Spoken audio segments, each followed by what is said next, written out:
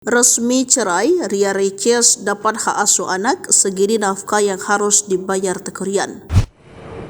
Kisah rumah tangga Ria Ricis dan Teuku Ryan kini kandas dan keduanya sudah dinyatakan resmi bercerai. Sidang perceraian Ricis dan Teuku Ryan dengan agenda putusan digelar pada hari Kamis 2 Mei 2024 kemarin. Humas Pengadilan Agama Jakarta Selatan Tosdipa mengatakan membenarkan putusan tersebut. Dalam pokok perkara mengabulkan gugatan penggugat Ricis menjatuhkan talak 1 Ben Sugrah dari tergugat Teuku Ryan terhadap penggugat. Humas Pengadilan Agama Jakarta Selatan Taslima mengutip Tribunnews.com Jumat 3 Mei 2024. Sementara itu, soal hak asuh anak juga jatuh ke tangan Ricis. Anak dari penggugat dan tergugat berada dalam asuhan dan pemeliharaan penggugat, ujar Taslima. Dengan ketentuan bahwa tidak boleh menghalangi tergugat untuk menyalurkan kasih sayang terhadap anak tersebut lanjutnya.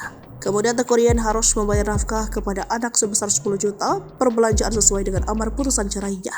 Menghukum tergugat untuk membayar biaya untuk anak tersebut sampai dewasa dan mandiri. Ada nominalnya sejumlah 10 juta per bulan, ucap Taslima. Pihak Teuku Ryan kemudian diberikan waktu 14 hari untuk mengajukan banding terkait putusan cerainya di Pengadilan Agama Jakarta Selatan. Sebagai informasi, YouTuber Ria Ricis resmi menggugat cerai suaminya Teuku Ryan di Pengadilan Agama Jakarta Selatan pada 30 Januari 2024. Gugatan cerai dari pemilik nama lengkap Pria Yunita ini diterima dengan nomor perkara 547-PDT-G-2024-PA-CS.